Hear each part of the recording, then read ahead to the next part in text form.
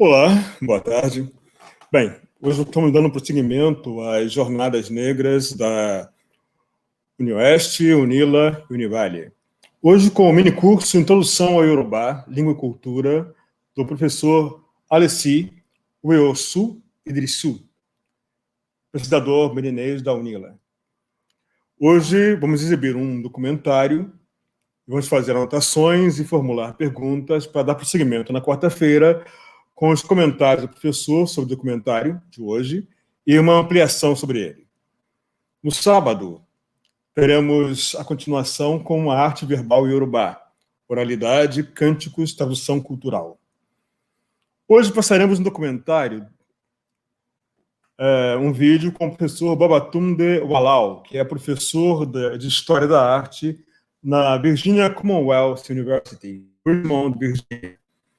Especializado em arte africana e da diáspora africana, com uma pesquisa pessoal focada em artes antigas e contemporâneas da Nigéria, particularmente na cultura visual iorubá e em suas influências nas Américas. Esse simpósio, o vídeo de hoje, ele foi transmitido inicialmente pela web em 20 de outubro de 2012, no Rasmussen Theater, no Museu Nacional do Índio Americano, no National Mall, em Washington, D.C. Bem, Marcelo, pode tocar o vídeo.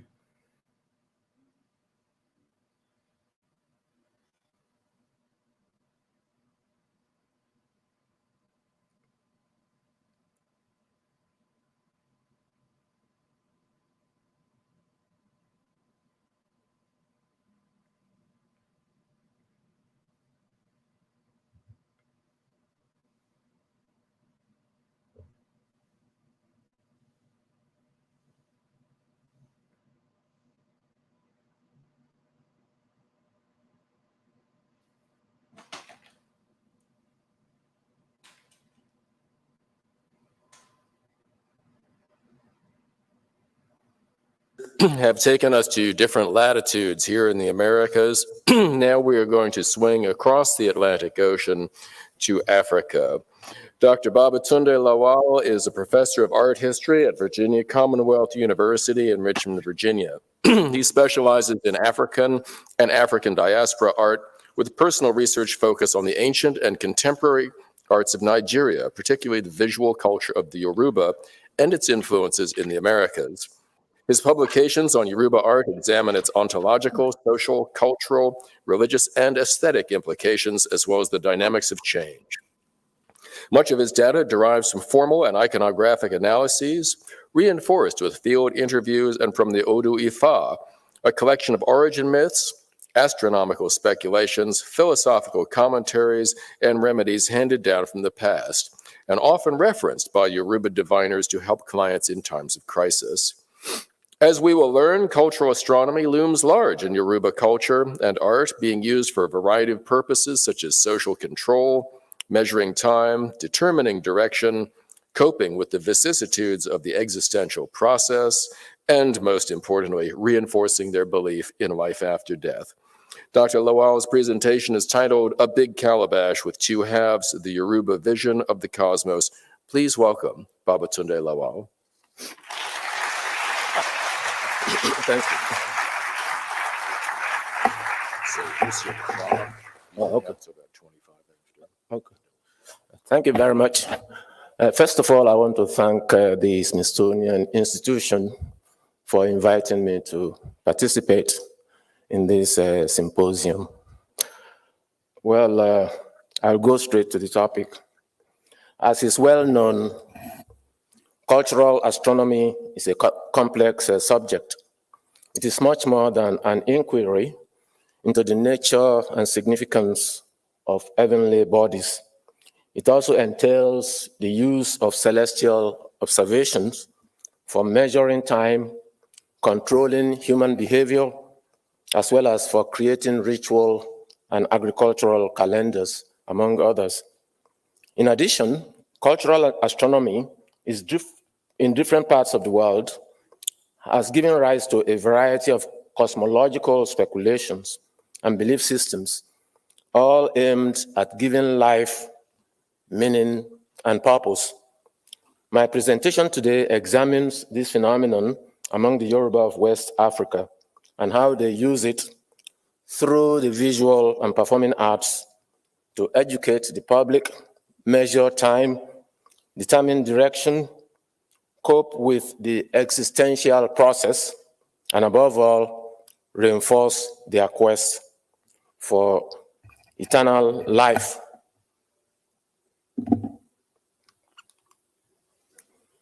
Numbering more than 25 million people, the Yoruba are found in present-day republics of Nigeria, Benin, and Togo. Most of them live in southwestern Nigeria, divided into numerous kingdoms.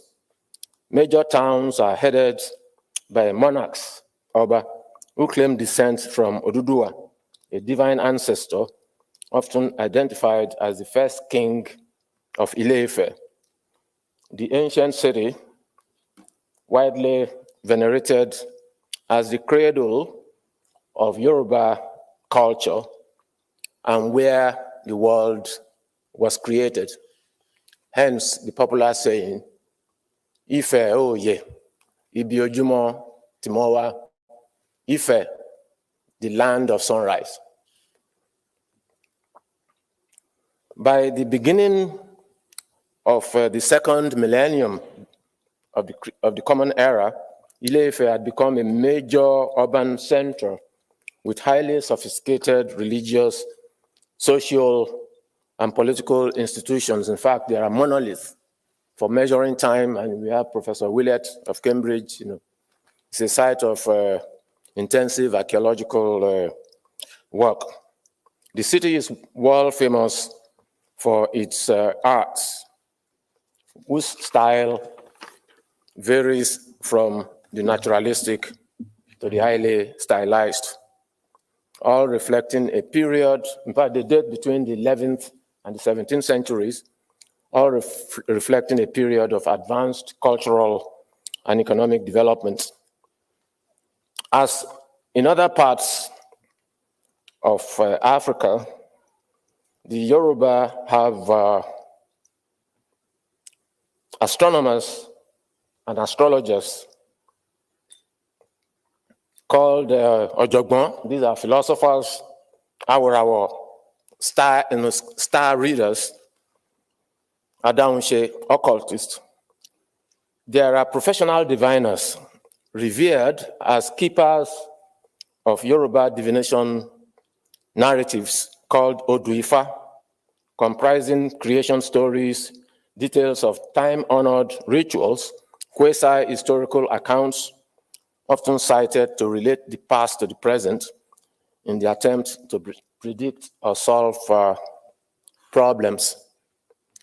Scholars of Yoruba history, art, religion, and cultural astronomy are fortunate in that several volumes of Oduifa have been published for teaching and research purposes. In fact, even in the Americas here, there are institutions helping to advance the knowledge of Ifa. In fact, in 2005, UNESCO recognized Ifa divination practice among the Yoruba as a world heritage.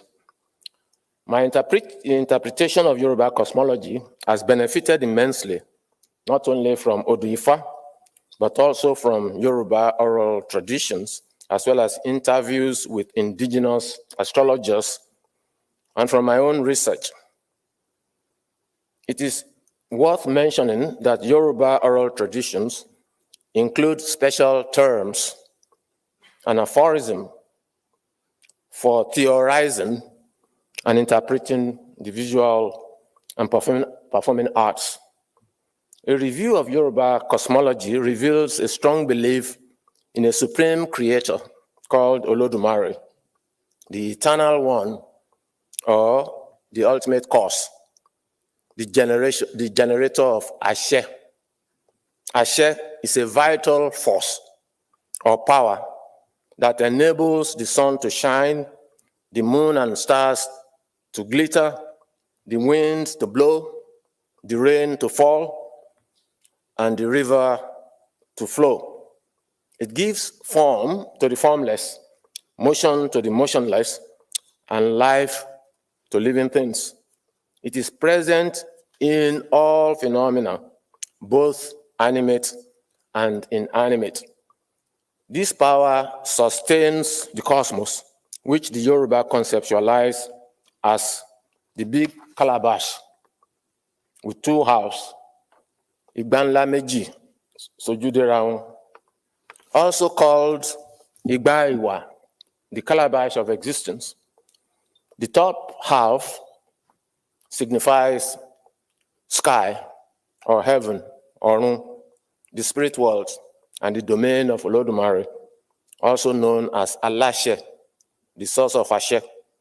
The bottom half of the calabash represents the primeval waters out of which the physical world was later created. Unlike the creator deities in other African cultures, the Yoruba supreme creator does not act directly, but makes things happen through a host of spirits and nature forces called Orisha. Each Orisha personifies a natural or cultural phenomenon.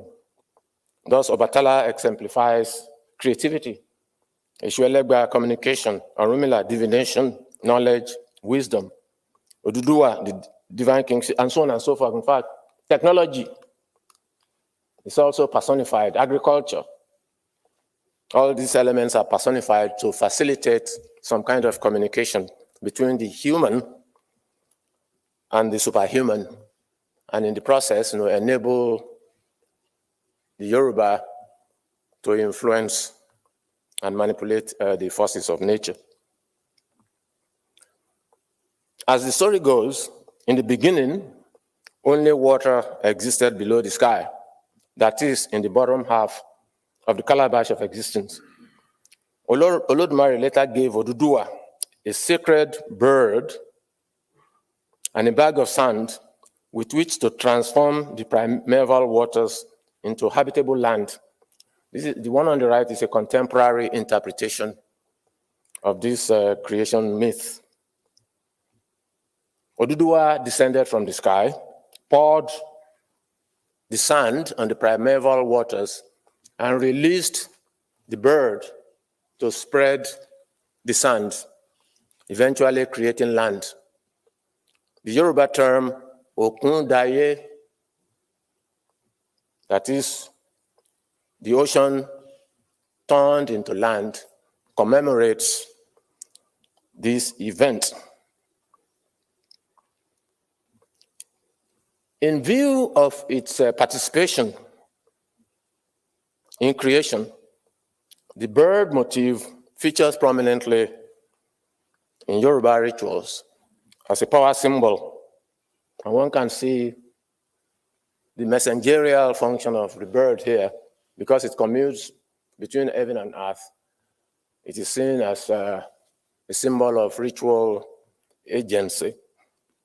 The chameleon is another important creature in Yoruba cosmology, for it was the chameleon that Olodumare reportedly asked to go and ascertain if the newly created land was solid enough for human occupation. No wonder the chameleon signifies clairvoyance, caution, immunity, and a metaphysical capacity to survive against all odds, among others. Hence, its motif has a talismanic significance in Yoruba rituals and headdresses. After receiving reports that the newly created land below the sky was ready for occupation, the Supreme Being commissioned the creativity deity Obatala to mold the first human images from clay. The images were then infused with ashe, or a soul, or different souls, and subsequently placed inside the lower female half of the cosmic calabash, symbolizing the womb, to be delivered by pregnant women. As a result, at times when women are anxious to have children, they are advised to go and get dolls to implore Obatala to give them a child. In fact, the creation of the body by Obatala is commemorated in the name Oshashono.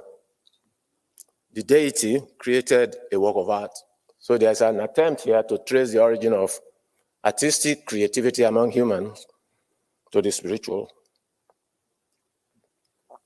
As a result, the body is perceived by the Yoruba as a work of art that makes the soul manifest in the physical world, defining individual existence, Iwa.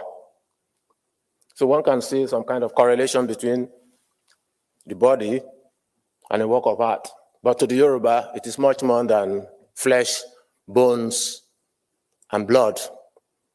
It signifies the self in various ways. As a result, to the Yoruba, earthly life is an interface of spirit and matter, a kind of performance in time and space, during which the body articulates in the individual existence in response to the rhythm generated by the soul. According to one divination text, Ifa Irosun, on the origin of the universe, the Yoruba word for humanity, eniyan, is an abbreviation of àwọn tí a yàn láti lọ túnlé ayé ṣe, that is, the Homo sapiens. That is, those specially commissioned by Olodumare to transform the primeval wilderness below the sky into an orderly estate.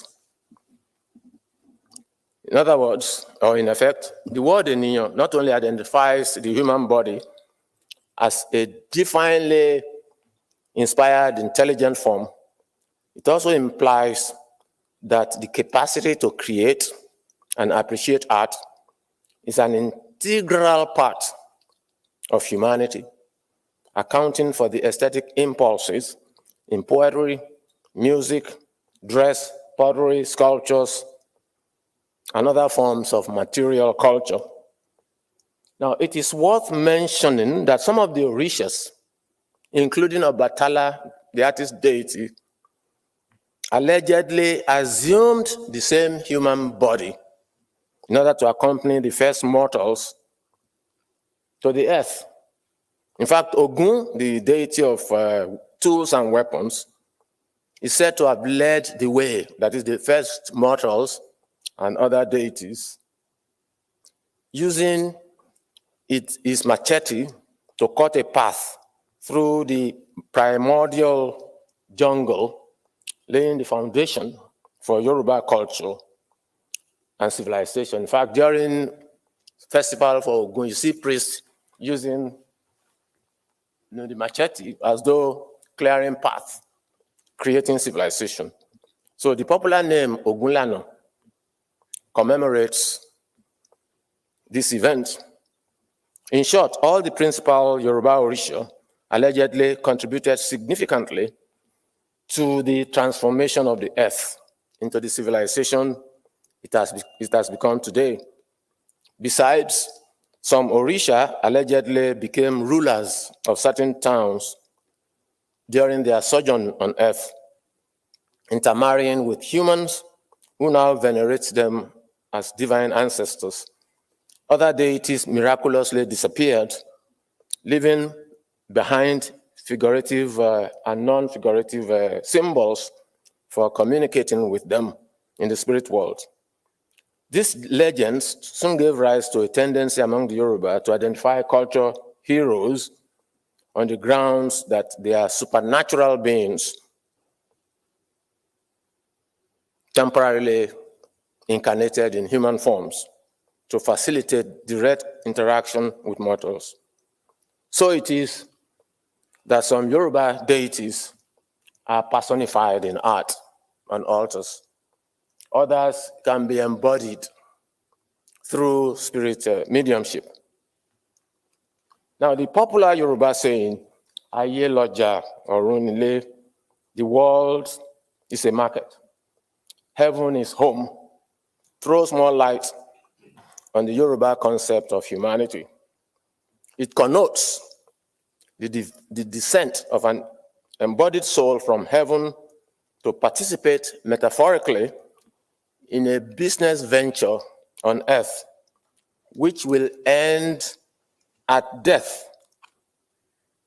However, to the Yoruba, death, iku, is not the end of life, but rather a kind of disembodiment of the soul and its return home to heaven, where it may reincarnate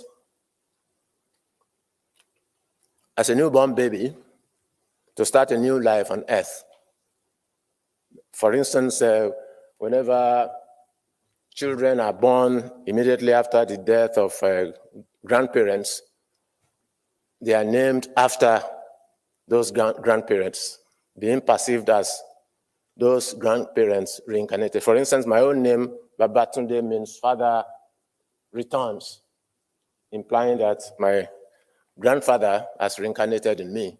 If a woman, Yetunde, mother returns. On the other hand, the symbolic equation of the marketplace with the physical world derives in part from the deification or identification of the earth as a goddess who provides the bulk of the raw materials that sustains a culture's economy. While men are often in charge of production, especially of crops and livestock, women dominate retail business.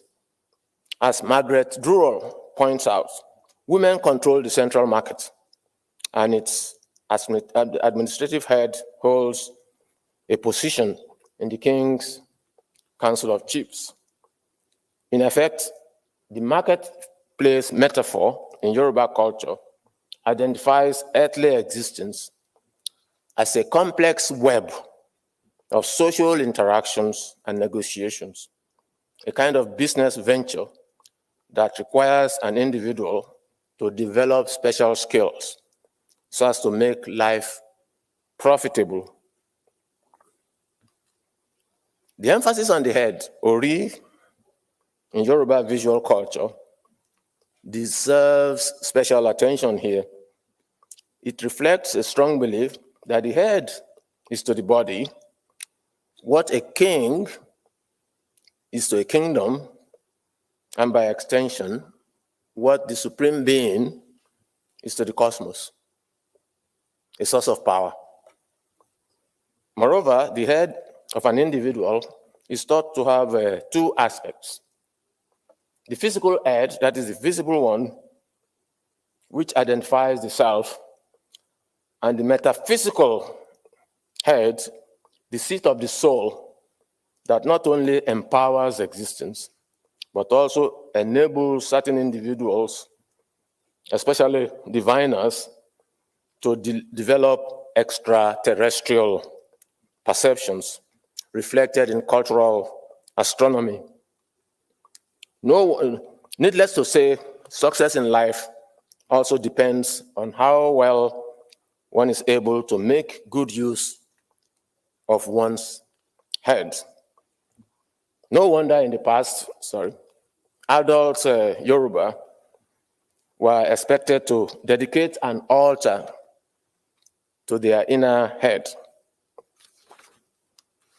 because this inner head localizes the Ashe, connecting the individual to the supreme God. Note the recurrence of the cone motif in Yoruba visual culture, because it denotes the apical position of the head on the human body and in the cosmos. To the Yoruba, the top of the cone connotes the cutting edge that the head provides in solving problems or negotiating the vicissitudes of life. In fact, the Yoruba adage says, Ori leja fin labu, it is with the head that the fish cuts through the deep. It is with the head that the bird moves through the sky. May my head continue to guide me. Of course, the head is the seat of the brain, which enables humanity to observe and study the sky and use the knowledge for various purposes. In fact, the gurus at NASA have special heads that enable them to develop all kinds of gadgets. And so note the importance of the head. Now, while most divination verses are silent on how the sun, Orun, and the moon came into being,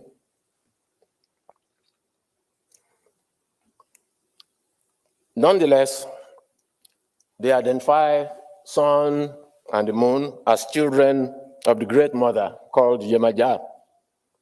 The sun is regarded as male and moon female, the latter being associated with the menstrual cycle in Koshu. Hence, during the waxing phase of the moon, maidens and newly married women pray to the moon to bless them with children. Moreover, certain rituals called Ajidewe, that is, wake up and feel younger, are performed during the waxing phase of the moon to promote longevity and prosperity. Hence, the popular saying, Lotun Lotun La Boshu, as fresh as the new moon. So these rituals associated with the moon easily explain the frequency of the crescent motif in Yoruba art, as one can see here. The stars are perceived as children of the sun and moon. There are stories of frequent conflict in the past between both, resulting in solar and lunar eclipses. As cultural geographer Afolabi Ojo explains, in order to reduce such conflicts between the sun and the moon to the barest minimum, Olodumare separated them, allocating to the sun the day and to the moon the night. Each has since been supreme in its own territory and period. As the sky belonged to the moon during the night, the sun stole back in a flash from the west to east at midnight in order to get ready the following day. The moon, in a similar manner, assumed its position in the sky at midday when the sun was too much engaged to have time to interfere. The seasonal irregularities in the sun's nightly return flight resulted in clashes with the moon eclipse of the moon, and so on and so forth. So these solar and lunar movements are associated with the cardinal points. East implying sunrise, the noon, north, the north, midday, and so on and so forth. And then the south, we have west, sunset, and then the south associated with the night, the transition, and so on and so forth. At the same time, the cardinal directions are associated with major deities. As a result, time can be calculated on the basis of the appearance of the sun and the moon. In fact, in many parts of Ife, there are monoliths dating back to the 11th century, allegedly used to determine directions of the sun as well as shadows. In fact, a German explorer visiting Ife around 1910 was told how the shadows were interpreted along with the cries of certain birds to determine time. The diurnal movements of sun and moon also determined the 4 days of the Yoruba week in the past. And then these days are associated with various deities or Orisha, and so on and so forth. Admittedly, Yoruba oral traditions are vague on the topography of the top half of the calabash, yet there's a strong belief that it has many layers, about 7, and that the Supreme Being occupies the topmost one. In the lower half dwell the deities of, that is heaven, the celestial beings, souls of deceased ancestors, while the bottom half represents the domain of the earth goddess. In fact, the middle portion here is called the Leaye, the world of the living. So the Yoruba landscape is divided into 3 parts. You have residential areas called Ilu, that is the cultivated land. Then you have adjacent farms, Oko, part of the ordered sphere. And then we have the wilderness, a kind of terra incognita, occupied by all kinds of spirits. The existence of lagoons and lakes here and there on the surface of the earth has given rise to a popular belief that the landscape floats on a body of water, accessible through wells and other holes. In fact, the Yoruba speculate that there is a big river underground that souls of the dead must cross on their way to heaven. As a result, whenever somebody dies, that person is said to have crossed the river. The rainbow deity, the celestial snake, is said to connect the earthly river to the sky, helping to recycle water that falls as rain from the sky. And it is this water that helps to sustain the physical world as a commercial center. In fact, one can see here emphasis on the rainbow. The rainbow is associated with prosperity because of that and so on. Now, there is a problem here because in Yoruba cosmology, there is a belief that the world is a complex of opposing forces. In fact, the first and second speakers mentioned opposing forces in the universe. In fact, the Yoruba perception of the eclipse as a conflict between the sun and sky is part of this widespread belief.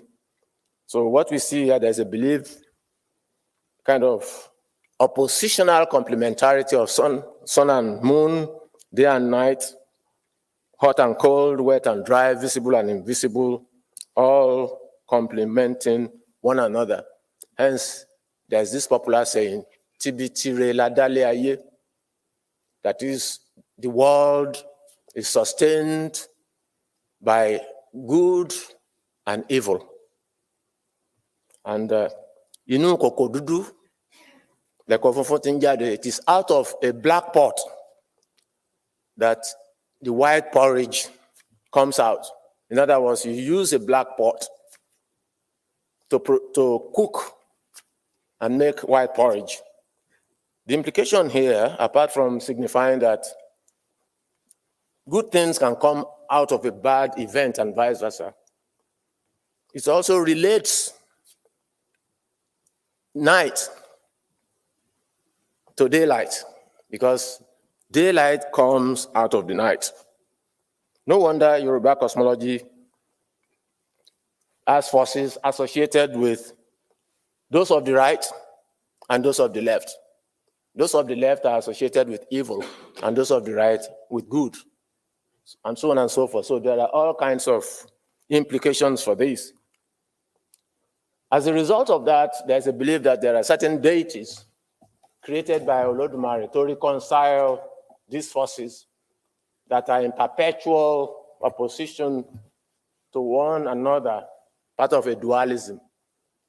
And one of the deities associated with this balancing act is Eshu, Elegba, the divine messenger, who is associated with the crossroads. And then we have Ifa, associated with divination to help humans to find problems, to find solutions to problems. So Eshu is frequently represented as double-faced, emphasizing its ability to negotiate with the forces of good and those of evil. It's also associated with the crossroad because it links the north to the south, east and west. And one can see this metaphor in some of Eshu's symbols, with 3 or 4 figures. The other deity is Ifa, the deity of wisdom. In fact, Ifa sort of signifies the intelligence of the Supreme Being. And then note, 4 figures here alluding to the cardinal points in addition to Eshu. So the interaction of Ifa and Eshu, especially during the divination process, has allowed humans to find problems, to find solutions to all kinds of problems. And we see here those individuals who specialize in the knowledge of the cosmos using divination tree to help find these solutions. So the divination tree comes in various sizes. The round or circular ones evoke the calabash, the cosmic calabash. The semicircular divination trays may either signify the upper half or the lower half, and then we have a rectangular or square calabash representing the 4 corners of the world. In this 18th century divination board, we see a combination of the circular and the rectangular to emphasize the interconnectedness of heaven and earth. So this is the diviner trying to communicate with the other worldly. And then note the faces alluding to the cardinal points. In fact, the center of the divination board connects heaven and earth. In fact, in some more recent interpretation of the divination board, you can see the star in the center, so that the center mirrors the world above. And the face is said to represents that of the divine messenger who communicates messages, from heaven to earth and vice versa. So this is a priest or a divination priest. Again, note the recurrence of the bird motif on that. Another important deity in Yoruba cosmology is Shango, associated with the thunderstorm and social justice. And note the double axe aspect of Shango, representing the interaction of male and female in the cosmos, because life sort of depends on this interface. And Shango is also associated with the positive and negative. Through rainfall, agriculture is possible, but the same rainfall is attended by lightning that can lead to the destruction of life and property. In fact, one can see the allusion to fire from the sky descending into the earth, the body of Mother Earth, the earth goddess. And then during the thunderstorm, certain lamps may be lit in an attempt to control the movement of Shango across the sky. Because when there is lightning, Shango is said to be riding fire like a horse. So there's an attempt to control. This control also entails the use of the human body to manifest the power and presence of Shango. Note how even male priests braid their hair. And the implication here is that you are trying to femalize the male body to make it as powerful spiritually as that of women, because women use their body to mediate souls of babies from heaven to earth. And the power with which they are able to procreate is different from muscular power. So that we begin to see how men try to acquire certain aspects of female power in an attempt to mediate, use their body to mediate this powerful deity without sustaining serious injury. Note the color of Shango, red, associated with fire. Fire can be negative when it burns the body or burns the environment, but can be positive when it is used for cooking. Fire, red is also associated with the blood, with blood, which invigorates the body. In fact, Shango can manifest in the body of a priest. And note the use of blue associated with water, red, fire, white, spirituality. And one can see here the Agbeno is a male priest with braided hair to signify the descent of fire from the sky to be absorbed by Mother Earth. And then the movement of the flame is associated with Oya, the tornado goddess, who collaborates with Shango during a thunderstorm. In fact, the Yoruba believe that without Oya, the female partner of Shango, Shango is powerless. So we begin to see this emphasis on the complementarity of the male and the female. Note the fan motif here. Because Oya has a major influence on Shango, she's able to either use the fan to cool Shango's temper, or at the same time use that fan to infuriate Shango. So one can see this elephant and this emphasis on dualism in Shango art. So one can see the correspondence between the thunderbolt born by the priest with the fire. This is fire, this is fire. The container here is also trying to contain Shango's power. And then one can see the duality here. Shango is also believed to have the power to punish offenders and then reward those who are righteous.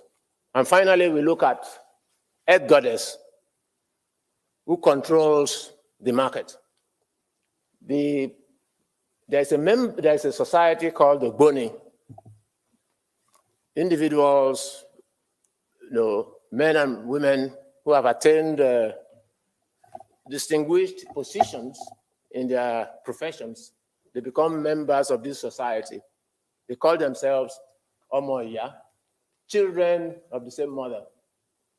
Even though the earth is perceived as female, most of the altars have male and female figures, implying that the earth has elements of maleness and femaleness, metaphysically, not in the way we identify gender in the physical world. The male and female aspect also signify the ability of the mother to reward, because the female body is soft, associated with motherhood, and then the male punishment, hardness. So in Yoruba culture, female gentility, man forceful. So we see these two elements combined, and then you can see some images of the mother earth with two faces, one male punish the other female, and then this is the symbol of members called Edon Ogboni. In Ogboni formula, 1 + 1 may equal 3, because a male and a female is conjoined by the presence of Mother Earth, the invisible witness to human dealings. So we can see these elements, and then this is a female figure with a male heart, emphasizing that Mother Earth is able to have the power to punish and then to reward at the same time. Finally, we see in Egungun mask, used to embody the soul of ancestors returning to the society, emphasizing the belief that the body is a mask, and at death, the soul leaves the mask. A human mask can be created as a substitute, as a surrogate for the body, and that is why during annual festivals, masks are used to incarnate the souls of returning ancestors. Note the emphasis on the face. Naturalism in Yoruba art signifies the body physical, in flesh, whereas stylization, the metaphysical body, emphasizing the dislocation of the soul from the body. So the Egungun attempts to provide a new body, and then note the stylized face, emphasizing the essence of humanity rather than the specificity of a particular individual. So one can see an attempt to use a kind of call and response to ignite the mask.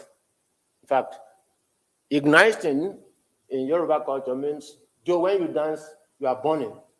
There's a synergy in the body. And that is what we have here, so that during the performance of the Egungun, the colors evoke the rainbow that recycles elements in the universe.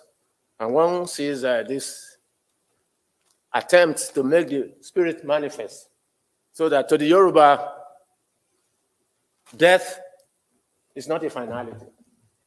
It's only a separation of the soul from the body. So it is a victory of the human spirit over death. In fact, the Yoruba word, Ojutiku, shame on death, celebrates this belief that life is eternal. The body, the material body, is temporal. In fact, that tradition also survives in the US. In many parts, in fact, recently, the tradition is being revived in many parts to remember, memorialize important people. And in fact, you can see here, Egungun for Duke Ellington. So we see in art an attempt to read the celestial phenomena and then use the knowledge to reinforce life and sort of nurse the belief in a kind of life after. life after death. Thank you very much.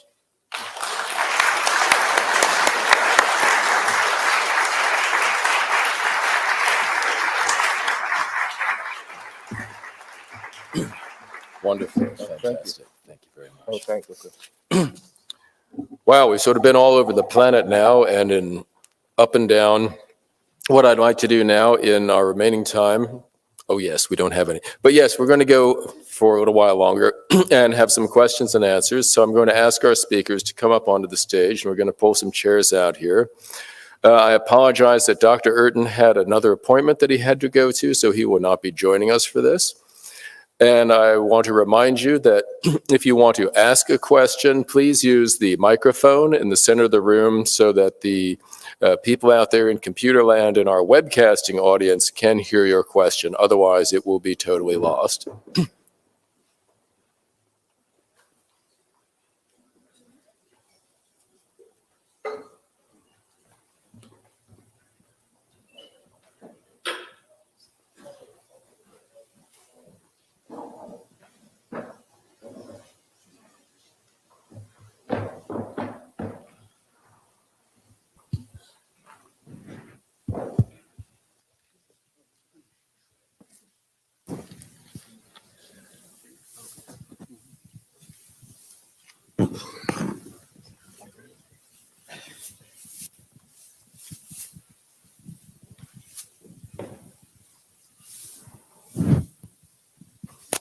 Okay, thank you. Would someone like to start with a question?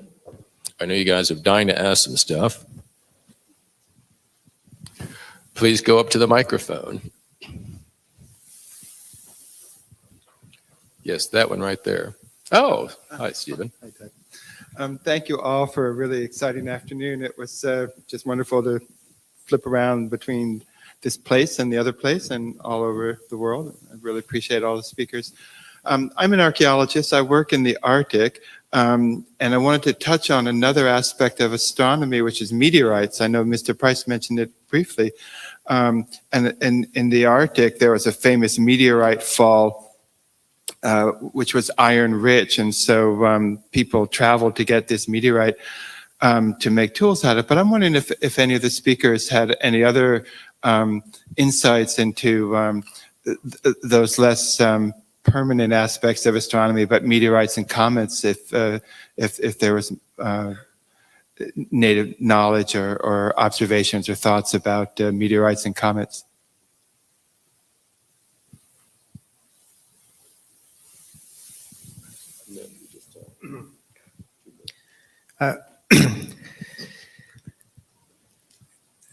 In 20 years of interviewing Iglulik elders, I can honestly say that there was no mention of comets, very little mention of the planets. And I think there's a reason for that. When the sky is unavailable for 3 or 4 months of the year because of the midnight sun or extended twilight, it's very difficult to observe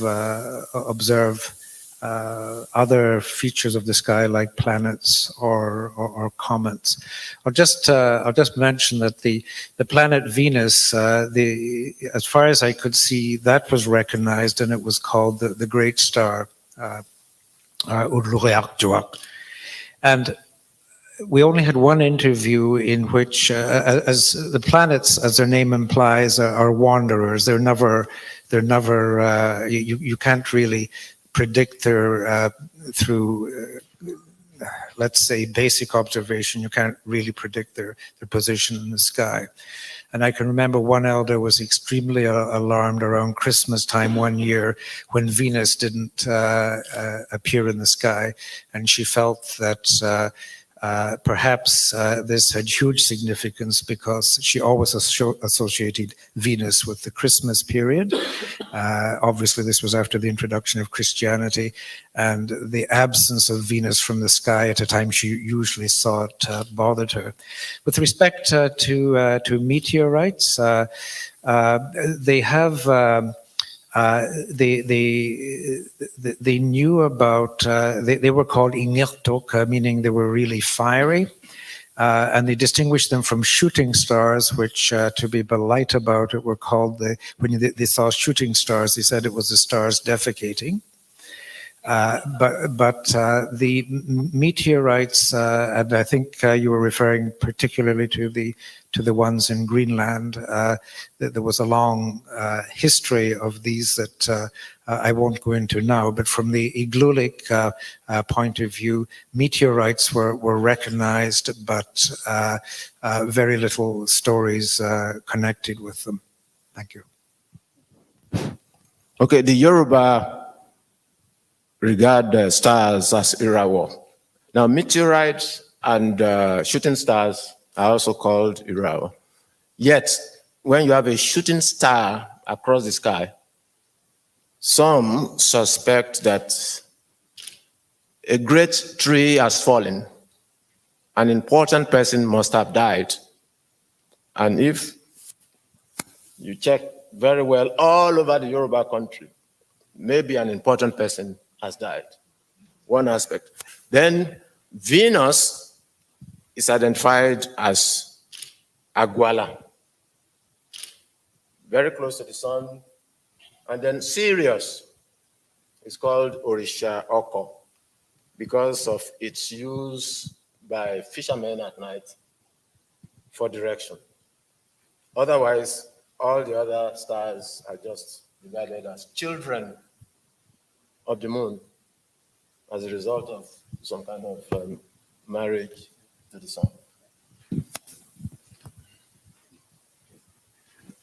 In the Ojibwe tradition, the words that I've come across for a shooting star is basically Chingwen. And for meteorites, are like meteorite showers. The Ojibwe came up with or had a word called rain stars. Give me one Anunguk. So, and that's about all I know at this point. I'm still researching and asking questions about those names, but those are the two that I've come up with thus far. Other questions?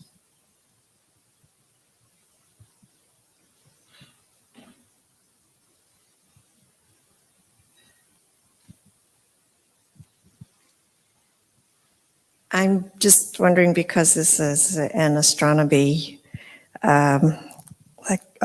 symposium, I'm curious about whether you have thoughts, theories, or actual facts about the upcoming December 21st, 2012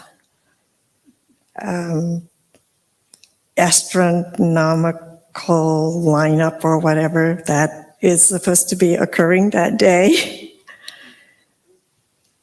My other question was very mundane. Is it that the city in South Carolina, what is that place in South Carolina, what is the large city near it? That is Sheldon. Okay. Sheldon in South Carolina. In fact, between July and August, a lot of African Americans, Hispanic Americans who trace ancestry to the Yoruba congregate in Sheldon to celebrate the Yoruba heritage. In fact, there is a Yoruba village there where ancestors are remembered, there are masks, and the tradition is spreading to other parts of the Americas. And not only that, if you go to Brazil, in fact, time limitation did not allow me to show masking in Brazil, Shango, monuments in Brazil, in the Caribbean, in Cuba, everywhere. So, of course, people say the world is becoming a village. During these celebrations, even Anglo-Americans participate because of the Yoruba cosmology, which says the world started at Ife, and that both black and white left Ife. In fact, in the past, whenever white people visited Ife, they were greeted, "Welcome home." And that was what they did to the first enslavers. only to be enslaved later. Even the colonial masters were regarded as spirit beings. In fact, Obatala is said to have created people in many colors, of many shapes. And that if we were all to look alike, either all beautiful or ugly, this world would be monotonous. And that is why it is necessary to have this variety of colors in humanity. Humanity is one. The material aspect of the body may differ in the interest of variety. Any of you guys want to take a shot at the other question? I don't. No, it was a short. Sorry. Yeah, I don't particularly know anything about that tradition. Yeah. Right. Yeah. Go to the microphone, please. Yes, I think the closest representative has already left. I think he's referring to the end of the Mayan long count on the 12th. That's a guess. I was Well, wondering if that's what you were talking about. Yeah, well, that gentleman had a question, though, before my question, if you wanted to come up. Oh, You're already there. so walking from the north to the south, the transition of Orion in the far north means you get to sleep in daylight. The transition of Orion in Minnesota means spring roughly coming. I wasn't quite sure. I didn't know if you gentle people had the opportunity to track what certain transitions of constellations means as you move further south. I noted that the first speaker thought that the Pleiades were kind of the big thing, the big marker for seasons and so forth, but I would be personally curious to hear what is thought among the Puebloan peoples or among the Apache, who are kind of in between, whether particular constellations mean particular constellations rising and falling mean a particular thing, planting time, harvest time, that sort of thing. If Dr. Urton were here, I think what he would say, because I read his book, is that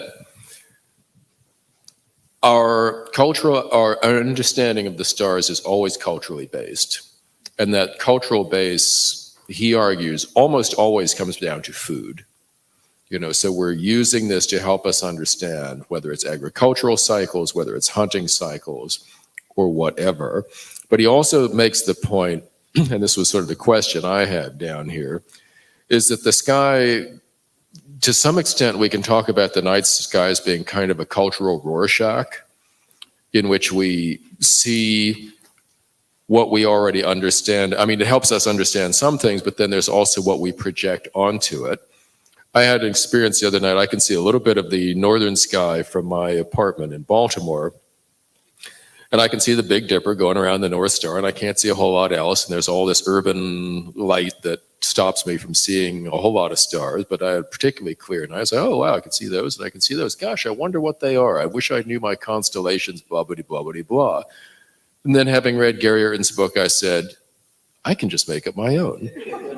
That's the big triangle. That's the big W over there. It's why do I need somebody else's map? If I just look at the sky, I can make sense of it myself. So I don't know if that really answers your question, but I think that we will find, and it's an interesting question. I don't know if anyone has done that kind of comparative cultural astronomy, but that we would find that these things mean different things in different places, and it depends on their mode of production and all these other kinds of things. Pleiades, very important in a lot of cultures, which I find very interesting. Hawaiian culture, very important.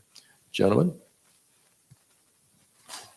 I've come across a story where the Hopi Pueblos look at Pleiades as a time to plant and a time to harvest, and they just happen to be at that particular latitude where their growing seasons correlate.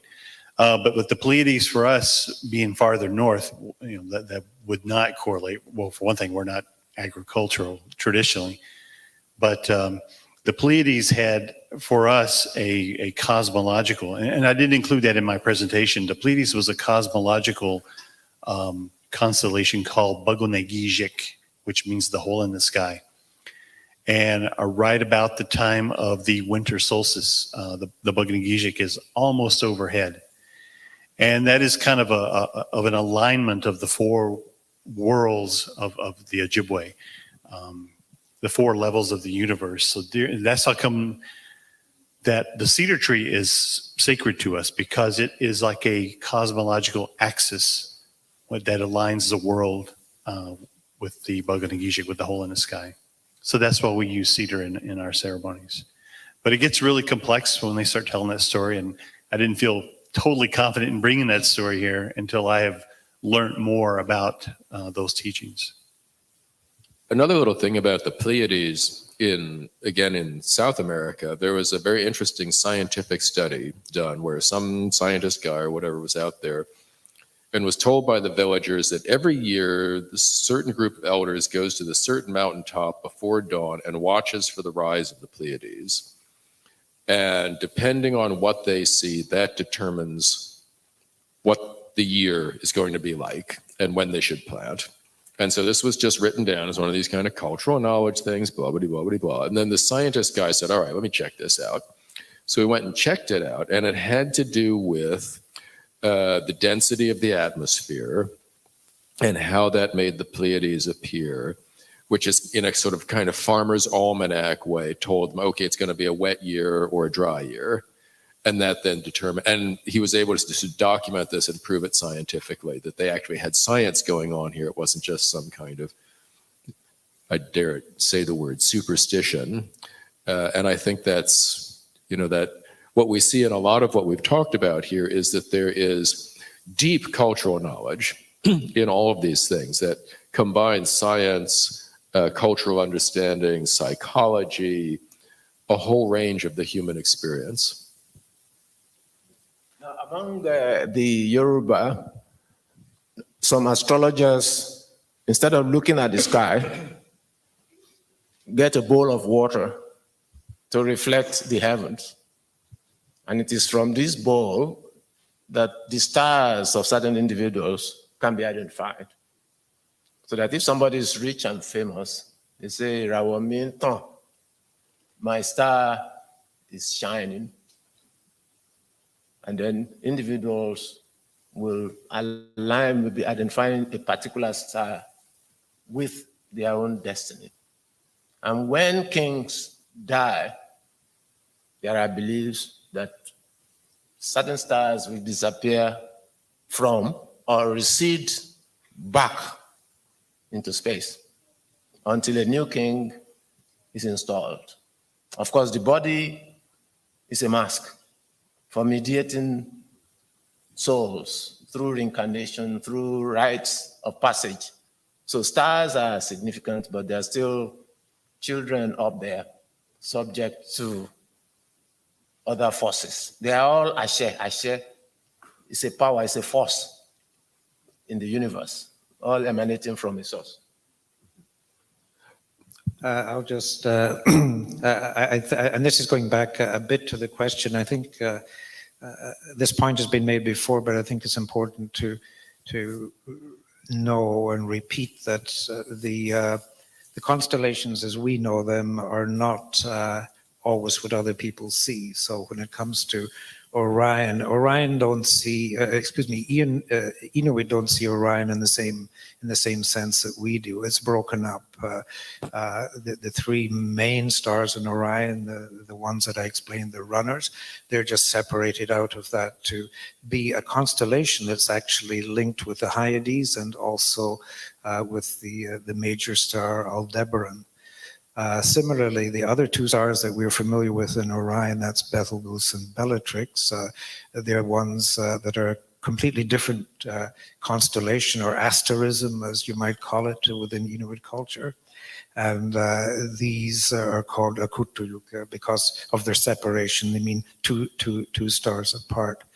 And I'll just make a very quick point about the gathering of astronomical information these days from lesser known peoples. And this is the huge amount of acculturation that native astronomies are undergoing. I did some interviews in communities in northern Quebec, near the Labrador coast. And I heard, to my astonishment, that they referred to the Big Dipper as Kadluti. And I said, I always thought it was Tuktogjuit, meaning the caribou.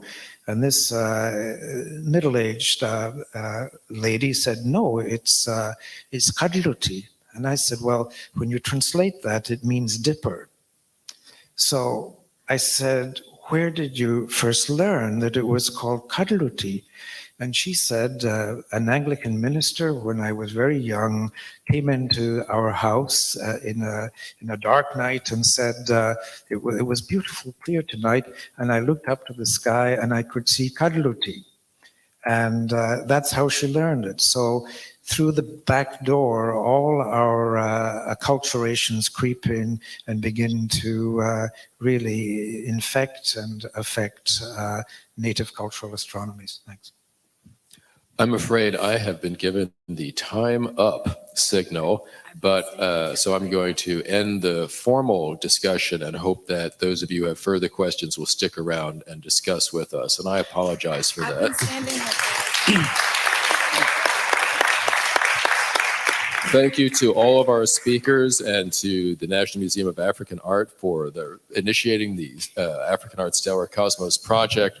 I would just like to say in closing, one of the things that we've seen here is that, we take the sky as a constant, and geologically speaking, over time, it's not really, but for our purposes, it pretty much is, except that it differs what you see from one latitude to the next. And we've heard some stories here where stars are in fact ancestors, or when you die, you become a star. And I would just like to suggest that stars and the stories, the associated artifacts in the landscape that have been described by some of our speakers here actually are a means by which our ancestors communicate with the people of today, conveying knowledge and ideas.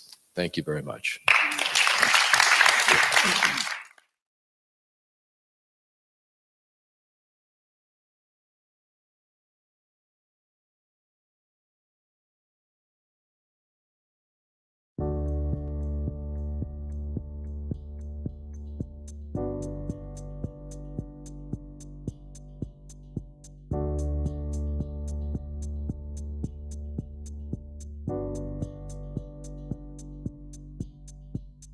Hello and welcome to the National Museum of the Americas.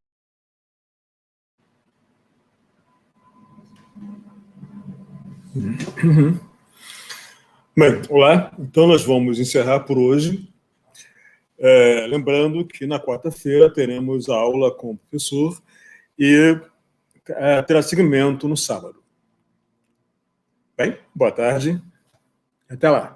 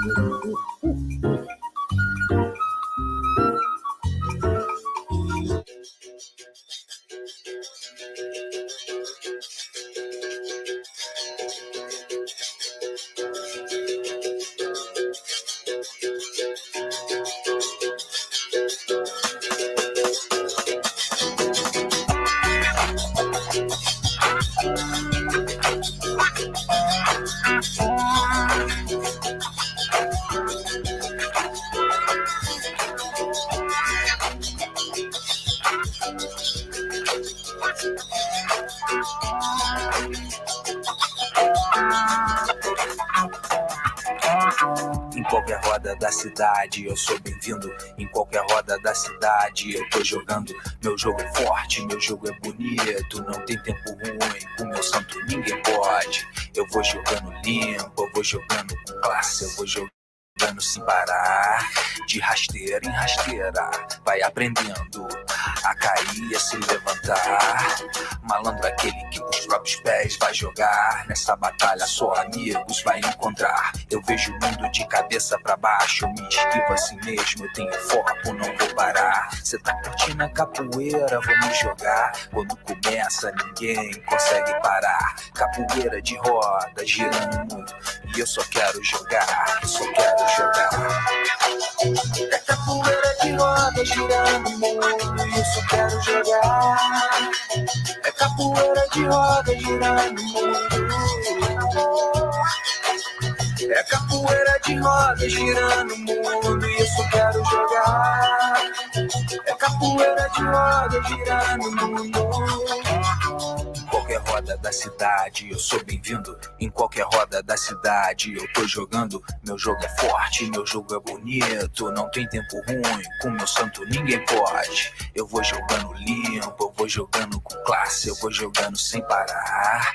De rasteira em rasteira, vai aprendendo a cair e a se levantar.